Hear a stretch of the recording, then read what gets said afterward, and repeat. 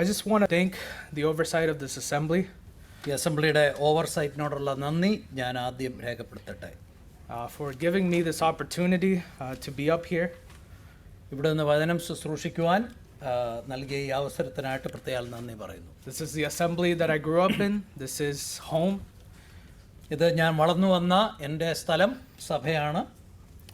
And I grew up here, and I really want to express my thanks to all of you. ഞാൻ ഇവിടെയാണ് വളർന്നത്. എൻ്റെ ജീവിതത്തിലെ ഭാഗമായിരിക്കുന്ന എല്ലാവരോടും ഉള്ള നന്ദി ഞാൻ ഈ സമയം രേഖപ്പെടുത്തുന്നു. There's so many people that have poured into my life, that have given me mentorship and guidance.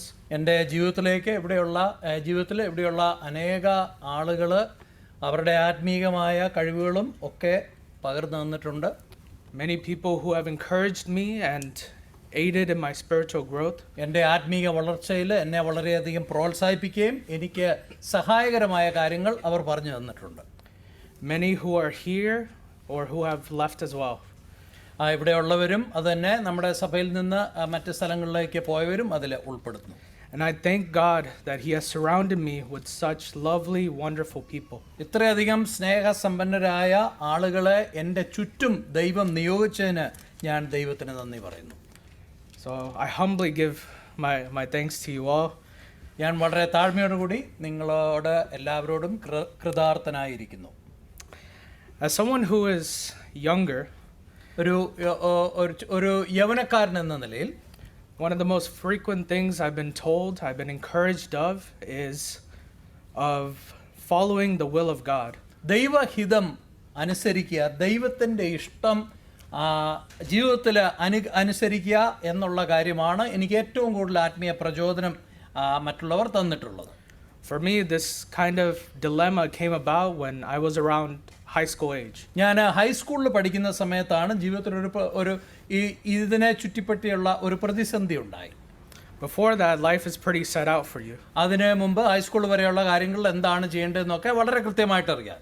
You go to school, you don't get into trouble, you go to sleep, you keep your parents happy, and that's it. സ്കൂളിൽ പോവുക, സമയത്ത് ഭക്ഷണം കഴിക്കുക, കിടക്കുക, മാതാപിതാക്കന്മാരെ സന്തോഷിപ്പിക്കുക എന്നല്ലാതെ മറ്റ് പ്രത്യേകിച്ച് ഉത്തരവാദിത്തങ്ങളൊന്നും എനിക്കില്ലായിരുന്നു.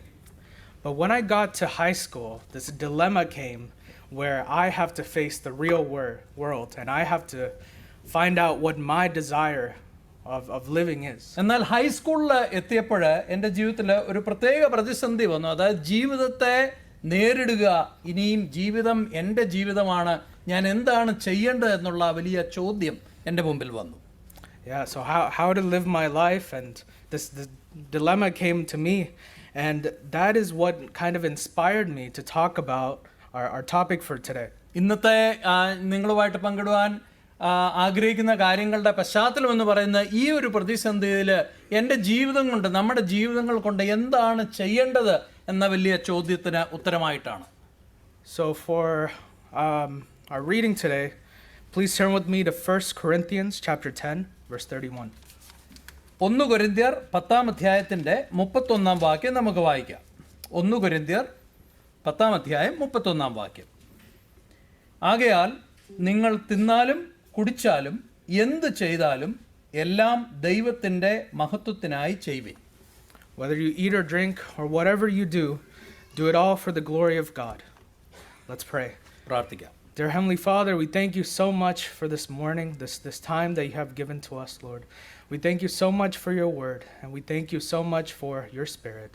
We just pray that today, that it is your spirit guiding our thoughts, our hearts, that it may be open to hearing what you have to say and not us. We pray for understanding, we pray for grace, we pray for strength, and Lord, most of all, we pray that you may be glorified all in all, Lord. And with these things, I pray all these things in the name of our Lord Jesus Christ. Amen. So my topic and focus, as you guys heard for this afternoon, is to discuss how we can live a life that is glorifying to God. ദൈവത്തിന് മഹത്വം നൽകുന്ന നിലയിൽ എങ്ങനെ നമ്മുടെ ജീവിതങ്ങളെ ജീവിക്കാം എന്നുള്ളതാണ് ഇന്നത്തെ എൻ്റെ വിഷയം. I was so amazed by this morning, our remembrance service, even in Sunday school, about how many times the glory of God is mentioned, or Christ being glorified is mentioned. ഇന്ന് രാവിലെ സൺഡേ സ്കൂളിലും തുടർന്നുള്ള ആരാധനയിലും എൻ്റെ മനസ്സിലേക്ക് വളരെയധികം വന്ന ഒരു ചിന്ത, നമ്മൾ എത്ര പ്രാവശ്യം ദൈവത്തിൻ്റെ മഹത്വം, ദൈവത്തിൻ്റെ നാമത്തിൻ്റെ മഹത്വം എന്ന വിഷയം നമ്മൾ പറയുകയും ചിന്തിക്കുകയും ചെയ്യുന്നു. And I, by no means, am any expert in this subject. ഈ വിഷയത്തിൽ ഞാനൊരു പ്രത്യേക എക്സ്പേർട്ടോ വിദ്വാനോ ഒന്നുമല്ല. Because when you think about the glory of God, we cannot fathom it. ദൈവത്തിൻ്റെ മഹത്വം എന്ന് പറയുന്നത് മനുഷ്യരായ നമുക്ക് മനസ്സിലാക്കുന്നതിലും വളരെ അപ്പുറത്താണ്. But our purpose in life is to glorify God. എന്നാൽ നമ്മുടെ ജീവിതത്തിൽ നമ്മുടെ ഉദ്ദേശം എന്ന് പറയുന്നത് ദൈവത്തിന് മഹത്വം കൊടുക്കുക എന്നുള്ളതാണ്. We hear famously the phrase, the chief end of man is to glorify God and to enjoy Him forever. നമ്മൾ കേട്ടിട്ടുണ്ട്, നമ്മൾ ഒരു വ്യക്തിയുടെ ജീവിതത്തിലെ ഏറ്റവും പ്രധാനപ്പെട്ട ലക്ഷ്യം എന്ന് പറയുന്നത് ദൈവത്തിന് മഹത്വം കൊടുക്കുക, ആ ദൈവത്തിലൂടെയുള്ള ജീവിതം നമ്മൾ ആസ്വദിക്കുക എന്നത്. The reason for our existence is to know and glorify God. Creation itself was made so that God could be glorified, and the universe serves as an avenue where God can redeem humanity who will draw into His presence to continue to glorify Him. ഈ ഭൂമിയെ ദൈവം സൃഷ്ടിച്ചത്, ഈ ഭൂമിയിൽ ദൈവം നമ്മളെ ആക്കിയിരിക്കുന്നത് ദൈവത്തെ അറിയുക, ദൈവത്തിൻ്റെ നാമത്തിന് മഹത്വം കൊടുക്കുക. അതുകൊണ്ട് ഈ ഭൂമിയിലുള്ള സകലതിനും ദൈവം ഉണ്ടാക്കിയ സകല കാര്യങ്ങളിലൂടെയും ദൈവം ആഗ്രഹിക്കുന്നത് നമ്മൾ ദൈവത്തിന് തക്ക മഹത്വം കൊടുക്കുക എന്നുള്ളതാണ്. Psalm 19:1 says, "The heavens declare the glory of God." ആകാശം ദൈവത്തിൻ്റെ കൈവേല പ്രസിദ്ധമാക്കുന്നു എന്ന് 19-ാം സങ്കീർത്തനത്തിൽ നമ്മൾ വായിക്കുന്നു. Isaiah 43:20 says, "The beast of the field gives me glory."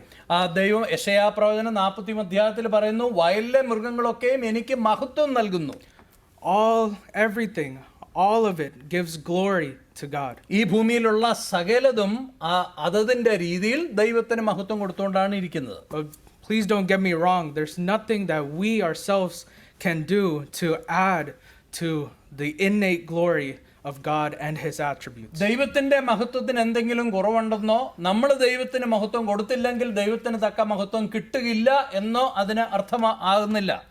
But what we can do is present Him with the honor that He is due.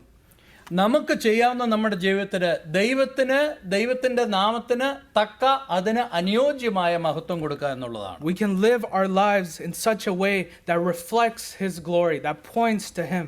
ദൈവത്തിന്റെ മഹത്വം നമ്മുടെ ജീവിതങ്ങളിലൂടെ പ്രതിഫലിക്കത്തക്കവണ്ണം അവന് വേണ്ടി, അവന്റെ മഹത്വത്തിന് വേണ്ടി ജീവിക്കുക എന്നുള്ളതാണ് നമ്മുടെ കടമ. And we as Christians, we have this unique privilege and this position to do that which is pleasing to the Lord and that which brings Him glory. ദൈവത്തിന്റെ നാമത്തിന് മഹത്വം നൽകുന്ന സകല കാര്യങ്ങളും ചെയ്യുവാനുള്ള ഒരു പ്രത്യേക പദവിയും ഒരു പ്രത്യേക ഉത്തരവാദിത്വം ദൈവം നമുക്ക് നൽകിയിട്ടുണ്ട്. The Lord Jesus Christ is so fundamental when it comes to living a life that is glorifying to God. ദൈവത്തെ മഹത്വപ്പെടുത്തിക്കൊണ്ട് ജീവിക്കുക എന്ന ജീവിതത്തിലെ ഏറ്റവും സുപ്രധാനമായ കാര്യമാണ് കർത്താവായ യേശുക്രിസ്തു എന്ന വ്യക്തി. To live a life that glorifies God, the first thing we need to do is acknowledge Jesus Christ as Lord. യേശുക്രിസ്തുവിനെ കർത്താവായിട്ട് അംഗീകരിക്കുക എന്നുള്ളതാണ് ഈ യാത്രയിലെ ഏറ്റവും പ്രധാനപ്പെട്ട കാര്യം. So please turn with me to Philippians chapter 2. ഫിലിപ്പ്യ ലേഖനം 2-ാം അധ്യായത്തിലേക്ക് നമ്മുടെ ശ്രദ്ധയെ തിരിക്കാം.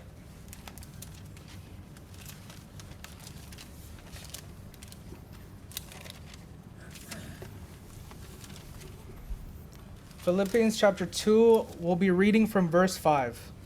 ഫിലിപ്പ്യ ലേഖനം 2-ാം അധ്യായത്തിന്റെ 5 മുതലുള്ള വാക്യങ്ങൾ. Let this mind be in you, which was also in Christ Jesus, who, being in the form of God, did not consider it robbery to be equal with God, but made himself of no reputation, taking the form of a bondservant, and coming in the likeness of men. And being found in the appearance as a man, he humbled himself and became obedient to the point of death, even the death of the cross. Therefore, God has highly exalted him and given him the name that is above every name, that at the name of Jesus, every knee should bow, of those in heaven and of those on earth, and those under the earth, and that every tongue should confess that Jesus Christ is Lord to the glory of the Father.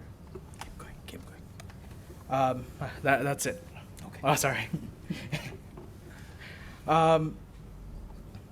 And what a blessing it is to have a wonderful Savior that will leave everything on high, come down and die for sinners like us.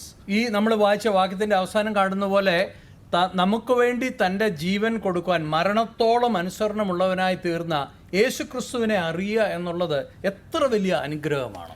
We read in Romans 10, verse 9, that if you confess with your mouth that the Lord Jesus and believe in your heart that God has raised him from the dead, you will be saved. റോമാലേഖനം 10-ാം അധ്യായത്തിന്റെ 9-ാം വാക്യത്തിൽ നമ്മൾ വായിക്കുന്നു, യേശുവിനെ കർത്താവ് എന്ന് വായ്കൊണ്ട് ഏറ്റുപറയും ഹൃദയം കൊണ്ട് അംഗീകരിക്കുകയും ചെയ്താൽ നീ രക്ഷിക്കപ്പെടും എന്ന് നമ്മൾ അവിടെ വായിക്കുന്നു. Salvation is the very cornerstone of glorifying God. ദൈവത്തിന് മഹത്വം കൊടുക്കുക എന്നുള്ള ഈ യാത്രയിലെ പ്രധാനപ്പെട്ട ഒരു കാര്യമാണ് രക്ഷ എന്നത്. I know, at least me, when we hear of someone who's giving a testimony for baptism, it delights your heart to see that they are professing God as their Lord and their Savior. നമ്മൾ സ്നാനത്തിന് മുമ്പായിട്ട് സ്നാനപ്പെടണമെന്നുള്ള സാക്ഷ്യം പറയുന്ന സമയത്ത് അങ്ങനെ പറയുന്നവരുടെ വാക്കുകൾ നമുക്ക് എത്ര ആനന്ദവും അനുഗ്രഹവും തന്നെയാണ്. കാരണം അവർ പറയുന്നത് അവരുടെ ജീവിതത്തിലെ സകല കാര്യങ്ങളും ഇനി കർത്താവായ യേശുക്രിസ്തുവാണ് നയിക്കുന്നത് എന്ന യാഥാർത്ഥ്യമാണ്. And in that very action of baptism, they are proclaiming God. They are giving glory to God, saying, I will continue to live my life in this manner over everything else. എന്ന് മാത്രമല്ല, ഞാൻ ഇപ്പോൾ ജീവിക്കുന്ന ജീവിതത്തിൽ നിന്ന് വ്യത്യസ്തമായിട്ട് ഞാൻ ചെയ്യുന്ന സകല കാര്യങ്ങളിലും ഞാൻ ദൈവത്തിന് മഹത്വം കൊടുക്കുക എന്നുള്ള പരസ്യ പ്രഖ്യാപനമാണ് സ്നാനം എന്നത്. What a wonderful Savior we have that gave us this great gift of salvation. ഇത്ര വലിയ ദാനമായ രക്ഷയെ നമുക്ക് നൽകിയ കർത്താവ് എത്ര മഹത്വവും എത്ര ഔന്നത്യമുള്ളവനാണ്. It is only through the Lord Jesus Christ that we have the access and the privilege to honor and glorify God. ദൈവത്തെ മഹത്വപ്പെടുത്തുവാനും ദൈവത്തിന്റെ നാമത്തിന് തക്ക മഹത്വം കൊടുക്കുവാൻ നമുക്ക് സാധ്യമാകുന്നത് തൻ്റെ പുത്രനായ യേശുക്രിസ്തുവിലൂടെ മാത്രമാണ്. We read this morning that we as people we have fallen short of the glory of God. ദൈവത്തിന്റെ മഹത്വത്തിന്റെ ആ നിലവാരത്തിന്റെ മുമ്പിൽ നമ്മൾ എല്ലാവരും കുറവുള്ളവരാണ് എന്ന് നമ്മൾ ഇന്ന് വായിച്ചു. There was nothing we could do.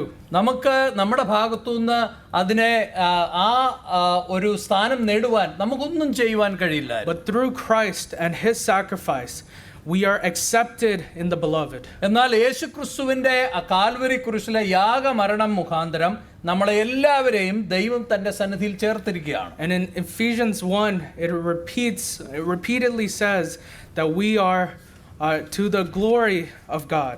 ദൈവം നമ്മളെല്ലാവരും ദൈവത്തിന്റെ മഹത്വത്തിനായിട്ട് സൃഷ്ടിക്കപ്പെട്ടവരാണ് എന്ന് എഫേസ്യ ലേഖനം 1-ാം അധ്യായത്തിൽ നമ്മൾ വായിക്കുന്നു.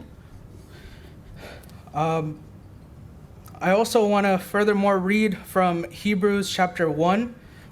എബ്രായ ലേഖനം 1-ാം അധ്യായത്തിൽ നിന്ന് ചില വാക്യങ്ങൾ വായിക്കുവാൻ ഞാൻ താല്പര്യപ്പെടുന്നു.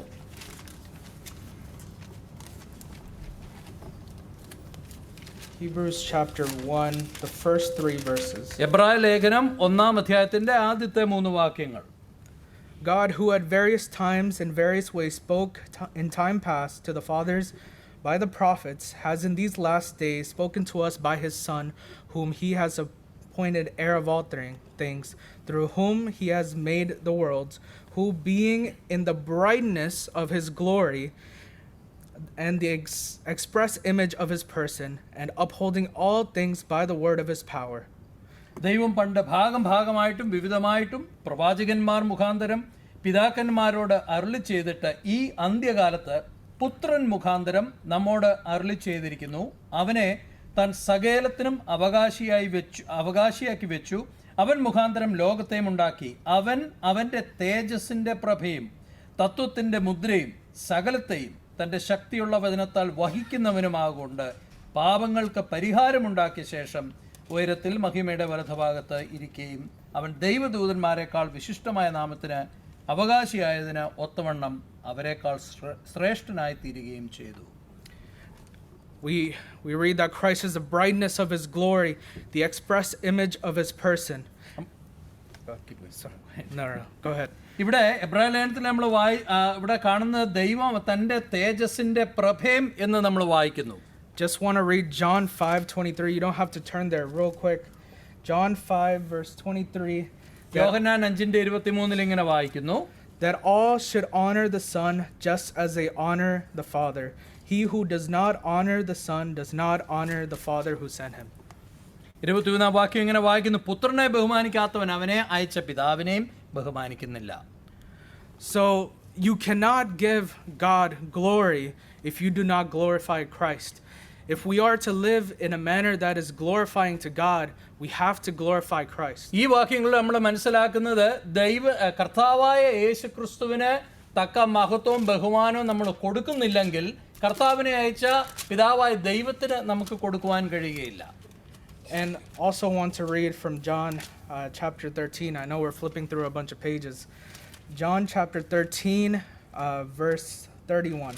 യോഹന്നാൻ 13:31 വാക്യത്തിൽ നമ്മൾ ഇങ്ങനെ വായിക്കുന്നു. So Jesus said when he had gone out, now the Son of Man is glorified and God is glorified in him. If God is glorified in him, God will also glorify him in himself and glorify him immediately. ഇപ്പോൾ മനുഷ്യപുത്രൻ മഹത്വപ്പെട്ടിരിക്കുന്നു, ദൈവവും അവനിൽ മഹത്വപ്പെട്ടിരിക്കുന്നു. ദൈവം അവനിൽ മഹത്വപ്പെട്ടിരിക്കുന്നുവെങ്കിൽ ദൈവം അവനെ തന്നിൽ തന്നെ മഹത്വപ്പെടുത്തും, ക്ഷണത്തിൽ അവനെ മഹത്വപ്പെടുത്തും. We see this important link between glorifying the Father and glorifying the Son. പിതാവായ ദൈവത്തെ മഹത്വപ്പെടുത്തുന്നതും കർത്താവായ യേശുക്രിസ്തുവിനെ മഹത്വപ്പെടുത്തുന്നതും തമ്മിലുള്ള വളരെ പ്രധാന കണ്ണിയെക്കുറിച്ചാണ് നമ്മളിവിടെ വായിക്കുന്നത്. So we must glorify God or glorify Christ. കർത്താവായ യേശുക്രിസ്തുവിനെ നാം മഹത്വപ്പെടുത്തണം എന്നുള്ളത് അത്യന്താപേക്ഷിതമായ ഒരു കാര്യമാണ്. If we reject this truth that Jesus Christ is Lord, we are dishonoring God. നമ്മൾ കർത്താവായ യേശുക്രിസ്തുവിന്റെ കർത്തൃത്വം, നമ്മുടെ മേലുള്ള സർവാധികാരം നമ്മൾ അതിനെ തള്ളിക്കളയുന്നുവെങ്കിൽ നമ്മൾ ദൈവത്തെ തള്ളിക്കളയുകയാണ് ചെയ്യുന്നത്. This truth is rejected every day by this world. ഈ ലോകത്തിൽ നമുക്കറിയാം ഈ സത്യത്തെ അനേകർ എല്ലാ ദിവസവും തള്ളിക്കളഞ്ഞുകൊണ്ടിരിക്കുകയാണ്. And I don't know if it's just me, but in recent times it has come to my attention that there is an increased occurrence of the dishonoring of Christ in our world. എൻ്റെ മനസ്സിൽ മാത്രമുള്ള ഒരു ചിന്തയാണോ എന്ന് എനിക്ക് അറിയില്ല. എന്നാൽ കഴിഞ്ഞ ഈ അടുത്ത കാലഘട്ടത്തിലൊക്കെ നമ്മൾ നോക്കുമ്പോൾ എല്ലാ ദിവസവും ദൈവത്തെ നിന്ദിക്കുന്ന, ദൈവനാമത്തെ ദുഷിക്കുന്ന അനേക പ്രവൃത്തികൾ നമ്മുടെ ചുറ്റും നമുക്ക് കാണുവാൻ കഴിയും. And I'm sure you can all relate to this. ഇത് നിങ്ങളും പലരും ഇതൊക്കെ അനുഭവിച്ചിട്ടുണ്ട് എന്നാണ് ഞാൻ കരുതുന്നത്. And this when you're hurt because Christ is hurt, it means that there's an importance of Christ in our life. ഇങ്ങനെ ദൈവനാമത്തെ ദുഷിക്കുകയും കർത്താവിനെ ദുഷിക്കുകയും ചെയ്യുന്ന കാണുമ്പോൾ നമ്മുടെ ഉള്ളിൽ ഒരു വേദന ഉണ്ടാകുന്നത് കർത്താവും പിതാവായ ദൈവത്തിന്റെ മഹത്വം നമുക്ക് എത്ര പ്രധാനമാണ് എന്നുള്ള ആ വാസ്തവം മുഖാന്തരമാണ്. When you aim your life on the goal to glorify God, you will come to realize that the world does not want to honor God. ദൈവനാമത്തിന് മഹത്വം നൽകുക എന്നുള്ളത് നമ്മുടെ ജീവിതത്തിലെ ഏറ്റവും പ്രധാനപ്പെട്ട കാര്യമായി ആ ലക്ഷ്യത്തിലേക്കുള്ള നമ്മുടെ യാത്രയിൽ ഒരു കാര്യം നമുക്ക് മനസ്സിലാവും, അതല്ല ഈ ലോകത്തിന്റെ ഉദ്ദേശം. And when we try to align with the world, when we try to make things work, we are compromising the glory of God. അതുകൊണ്ട് നമ്മൾ ഈ ലോകം പോകുന്ന പോക്കിലൂടെ ഒന്ന് അല്പം സഞ്ചരിച്ചാൽ കൊള്ളാമെന്ന് നമ്മൾ ചിന്തിച്ചാൽ നമ്മൾ തീർച്ചയായിട്ടും ദൈവത്തെ മഹത്വപ്പെടുത്താത്ത ഒരു ജീവിതമാണ് നയിക്കുന്നത്.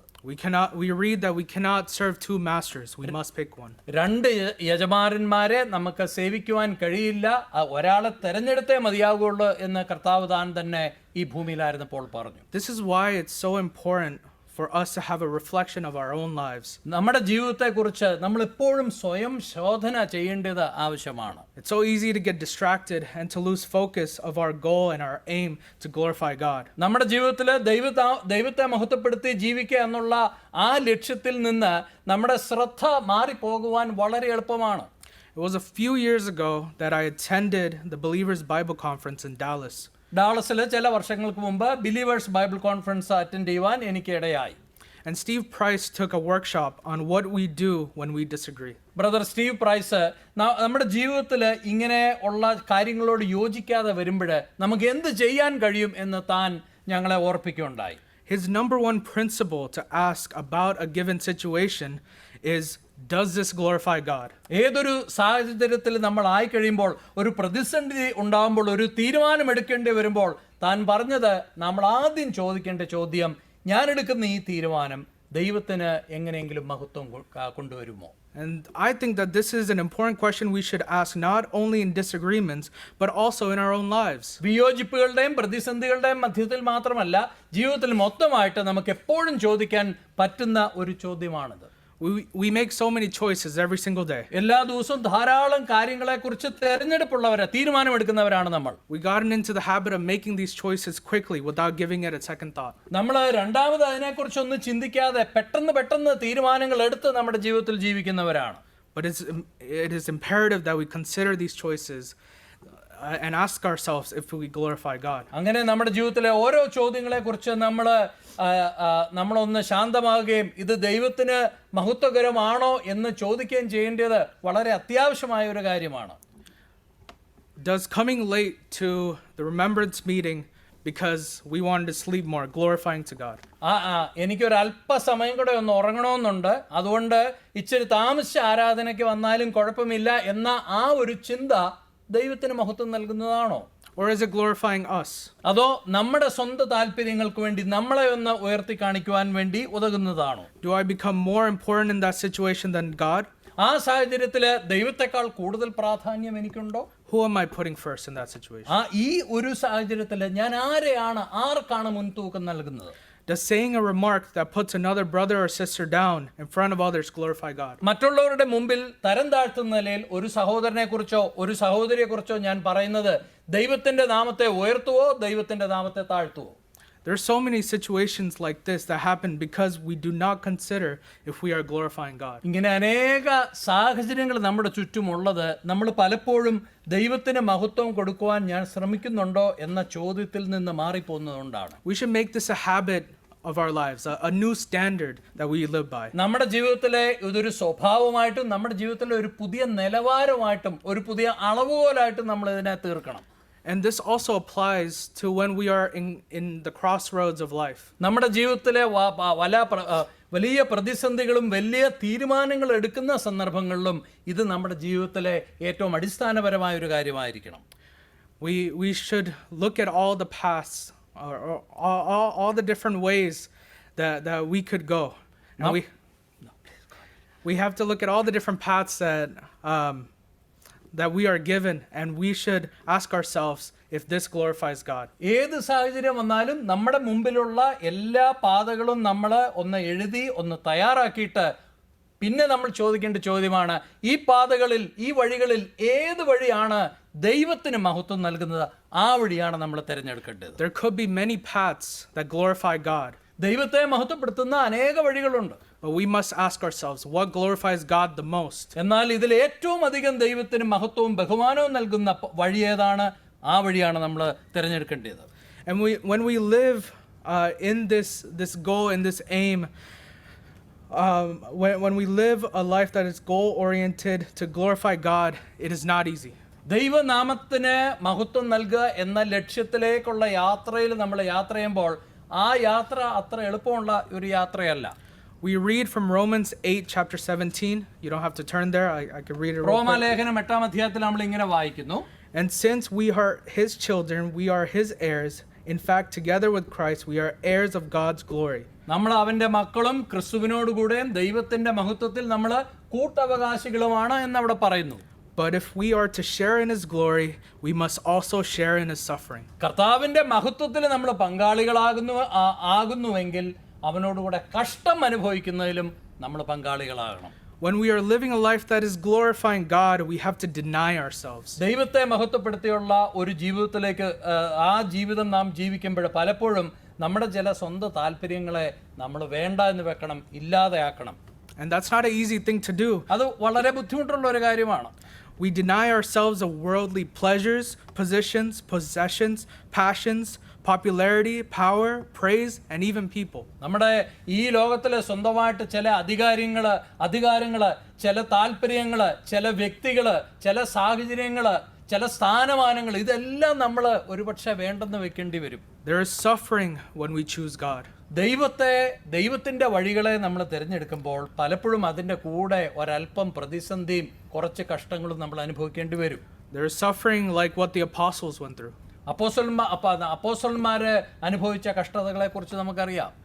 When they were beaten, they were imprisoned, they were killed, all for the glory of God. ദൈവനാമത്തിന്റെ മഹത്വത്തിന് വേണ്ടി നിന്നതുകൊണ്ട് അവരെ ജയിലിൽ അടയ്ക്കപ്പെട്ടു, അവർ കൊല്ലപ്പെട്ടു, അവർക്ക് വളരെയധികം ദേഹോപദ്രവമുണ്ടായി. No matter the cost, they lived to glorify God. കൊടുക്കേണ്ട വില എത്ര വലുതാണെങ്കിലും അവർ ഒരു കാര്യം തീരുമാനിച്ചു, ഞങ്ങൾ ദൈവത്തിന് മാത്രമേ മഹത്വം കൊടുക്കുകയുള്ളൂ. Peter said in 1 Peter chapter 4 verse 14, if you are reproached for the name of Christ, blessed are you, for the spirit of glory and of God rests upon you.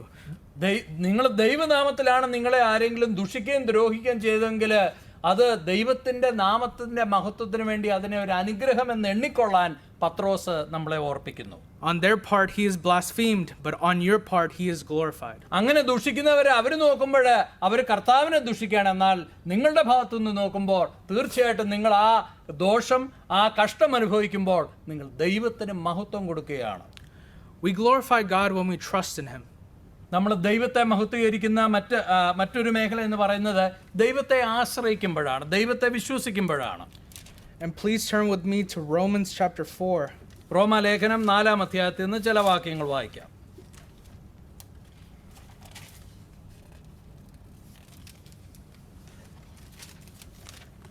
Romans chapter 4 verse 18. 18-ാം വാക്യം.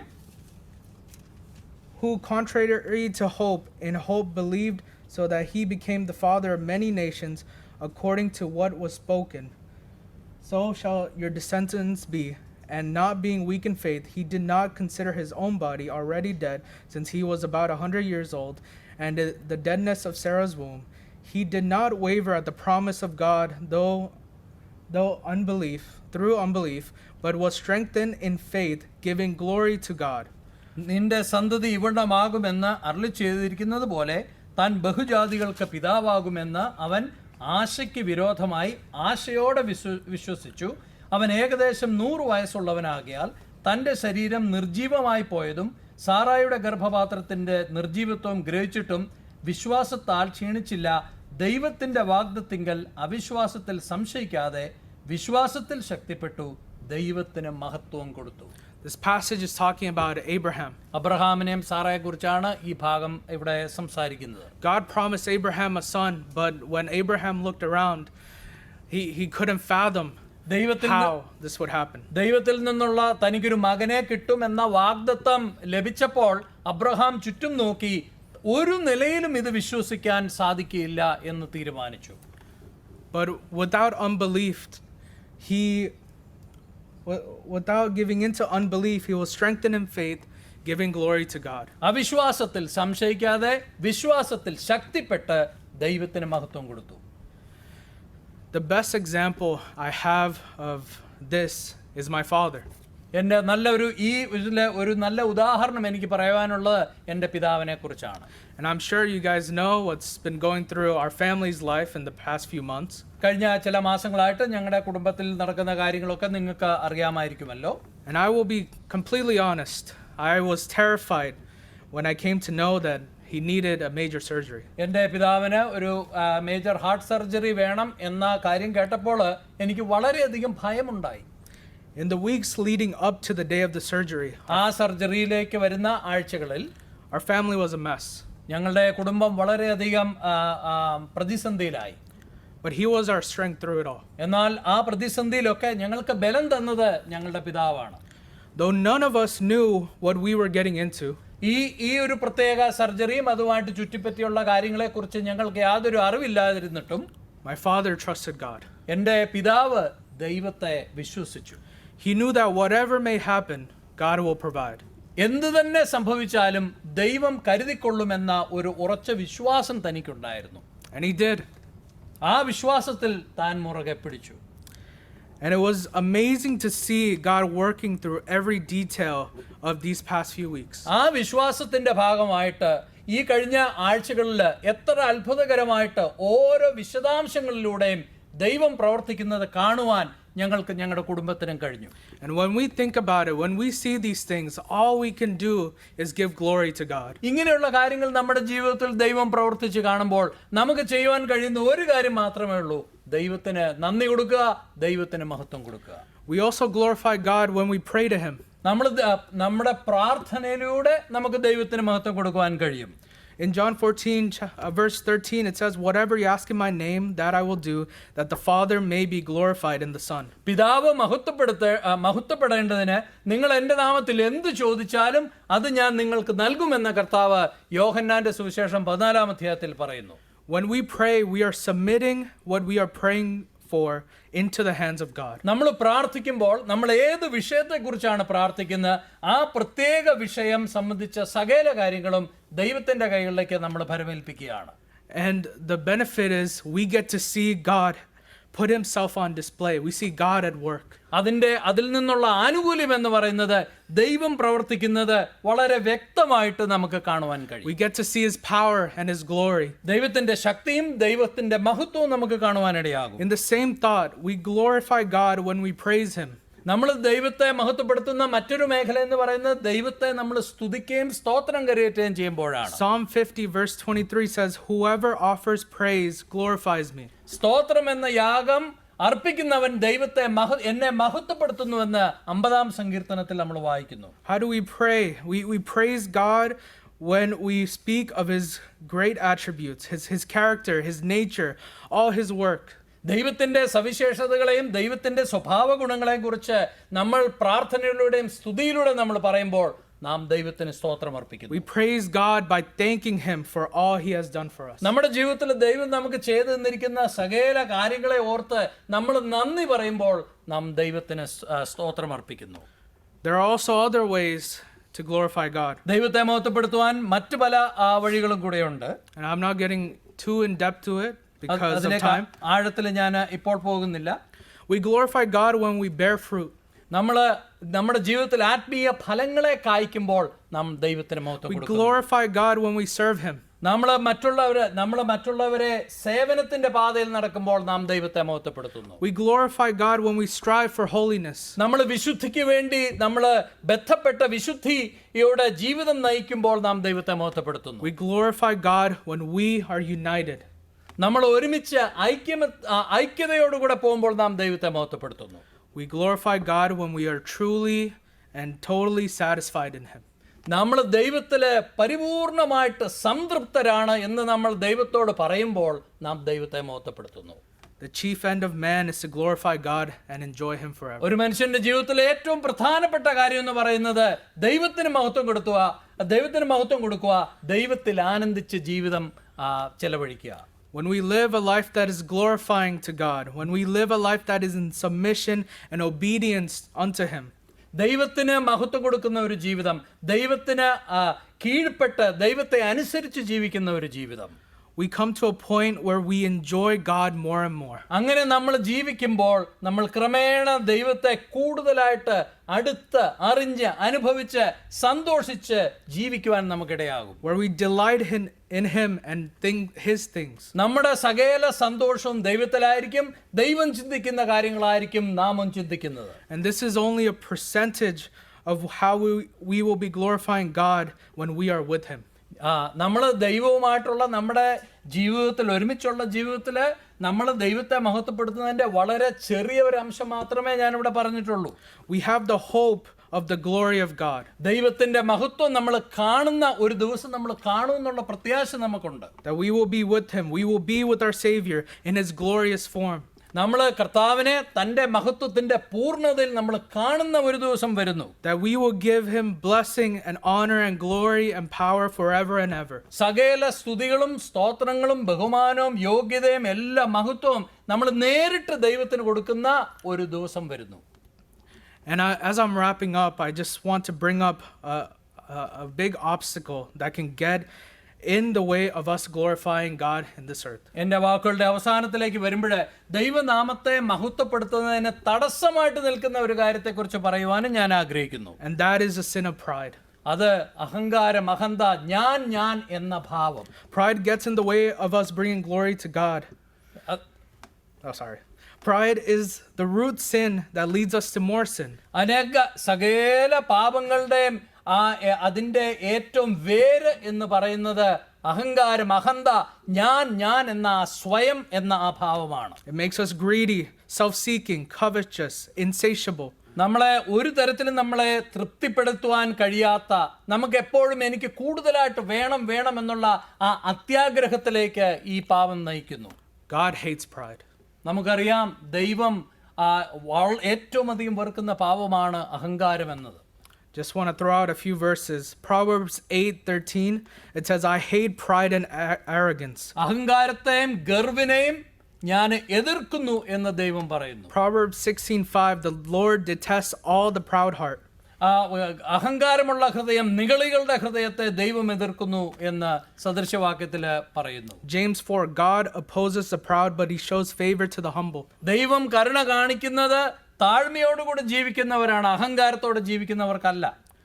In the end, if we really want to glorify God, we have to make a conscious effort to humble ourselves. നമ്മൾ ദൈവത്തിന് മഹത്വം കൊടുക്കുന്ന ഈ യാത്രയിൽ നമ്മൾ വളരെയധികം ശ്രദ്ധിക്കേണ്ട ഒരു കാര്യം, എല്ലായ്പ്പോഴും നമ്മളെ തന്നെ താഴ്ത്തി എല്ലാവിധ അഹങ്കാരത്തിൽ നിന്ന് മാറി ജീവിക്കുക എന്നുള്ളതാണ്. It's all about Him. We need to be willing to set aside our own desires, our own sense of importance, and focus on giving God the glory. നമ്മുടെ സകല ആഗ്രഹങ്ങളും താല്പര്യങ്ങളും നമുക്ക് തന്നെ ഏറ്റവും വലുതെന്ന് കരുതുന്ന സകല കാര്യങ്ങളെ മാറ്റിവെച്ച് ദൈവത്തിന് മഹത്വം കൊടുക്കുന്ന ഒരു യാത്രയിലാണ് ഞാനും നിങ്ങളുമായിരിക്കേണ്ടത്. So let's be mindful of our pride. നമ്മുടെ അഹങ്കാരത്തെക്കുറിച്ച് നമ്മൾ കൂടുതൽ ബോധവാന്മാരാകേണ്ടത് ആവശ്യമാണ്. Let's live lives that honor and glorify God. ദൈവത്തെ ബഹുമാനിക്കുന്ന, ദൈവത്തെ മാനിക്കുന്ന, ദൈവത്തിന് മഹത്വം കൊടുക്കുന്ന ജീവിതങ്ങൾ നയിക്കുവാൻ നമുക്കിടയാകട്ടെ. To conclude, to live a life that glorifies God is not an easy path. ദൈവത്തിന് മഹത്വം നൽകി ദൈവത്തെ മാനിച്ചു കൊണ്ടുപോകുന്ന ഒരു ജീവിതം വളരെ ബുദ്ധിമുട്ടുള്ള ഒരു ജീവിതമാണ്. It's one of intentionality and commitment. നമ്മൾ വളരെയധികം ശ്രദ്ധയോടും വളരെ അധികം താല്പര്യത്തോടും കൂടി പൂർണ്ണമായിട്ട് ഉൾപ്പെട്ട് ചെയ്യേണ്ട ഒരു കാര്യമാണ്. We are called to glorify God in every aspect of our lives. നമ്മുടെ ജീവിതത്തിലെ എല്ലാ മേഖലകളിലും ദൈവത്തിന് മഹത്വം കൊടുക്കേണ്ടത് ആവശ്യമാണ്. Through our actions, decisions, trust, prayers, even in our sufferings. നമ്മുടെ വിശ്വാസം, നമ്മുടെ താല്പര്യങ്ങൾ, നമ്മുടെ പ്രാർത്ഥനകൾ, നമ്മുടെ കഷ്ടതകൾ, സകല കാര്യങ്ങളിലും ദൈവത്തിന് മഹത്വം കൊടുക്കുവാൻ ദൈവം നമ്മെ ആഹ്വാനം ചെയ്യുന്നു. And as we continue to live our lives here, let us continually ask ourselves the question, does this glorify God? നാം നമ്മുടെ ഈ ഭൂമിയിൽ നമുക്ക് ശിഷ്ടമുള്ള സമയം നമ്മളിവിടെ ജീവിക്കുമ്പോൾ നിരന്തരമായിട്ട് നമ്മളോട് തന്നെ ചോദിക്കേണ്ട ഒരു ചോദ്യം, ഞാൻ ഈ ചെയ്യുന്ന കാര്യം, എൻ്റെ ഈ സാഹചര്യം ദൈവത്തിന് മഹത്വം കൊണ്ടുവരുന്നതാണോ? Let us submit ourselves to Him and live lives that reflect His glory, that brings honor to His name. ദൈവത്തിൻ്റെ മഹത്വത്തെ നമ്മുടെ ജീവിതങ്ങളിലൂടെ പ്രതിഫലിപ്പിക്കുന്ന ഒരു ജീവിതം നമ്മൾ നയിക്കുകയും ദൈവസന്നിധിയിൽ ദൈവത്തിൻ്റെ ഹിതത്തിന് പരിപൂർണമായിട്ട് നമ്മളെ തന്നെ ഏൽപ്പിച്ചു കൊടുത്ത് കീഴടങ്ങിയുള്ള ഒരു ജീവിതം ജീവിക്കുവാൻ ദൈവം നമ്മെ സഹായിക്കട്ടെ എന്ന് ഞാൻ ആഗ്രഹിക്കുന്നു. May the name of the Lord be glorified. നമ്മുടെ കർത്താവായ യേശുക്രിസ്തുവിന്റെ നാമവും ഏറ്റവും അധികം മഹത്വപ്പെടുമാറാകട്ടെ.